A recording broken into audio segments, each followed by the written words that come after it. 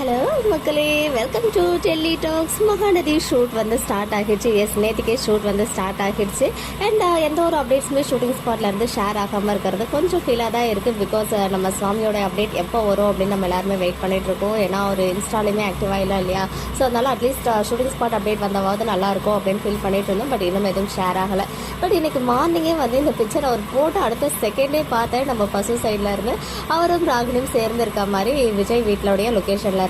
So அது வந்து அவங்க காஸ்டியூம் வந்து பார்த்தீங்கன்னா இன்னைக்கு எபிசோட்லேயே வந்தாச்சு. அதே சேம் காஸ்டியூம்லாம் ஆல்ரெடி விஜய் வீட்டுக்கும் போயிட்டு அவர்கிட்ட உதவியும் வாங்கிட்டாரு. ஸோ எனக்கு தெரிஞ்சு அந்த பிக்சரை தான் இன்னைக்கு ஷேர் பண்ணுறாரு போல அப்படின்னு நினச்சிட்டு இருந்தேன். மேபி நிறைய பேர் சொன்ன மாதிரி கண்டினியூட்டி ஷூட்டாக இருக்கிறதுக்கும் வாய்ப்புகள் அதிகம். அப்படி இல்லைன்னா பழைய பிக்சரை கூட இன்னைக்கு நமக்கு ஷேர் பண்ணியிருக்கலாம். பட் ஷூட்டிங் வந்து போயிட்டு இருக்கு. இன்னும் சிலர் வந்து 2 கமெண்ட் பார்த்தேன். திருச்சியில் ஷூட் போச்சா கன்ஃபார்மா அப்படின்னு கேட்டிருந்தீங்க இல்லையா? ஆக்சுவலாக அன்னைக்கு திருச்சி ஷூட்னு போட்டாங்க இல்லையா? அதில் ஒன் ஆஃப் த பர்சன் வந்து நம்ம மகாநதி சீரியலோடைய ஏடி.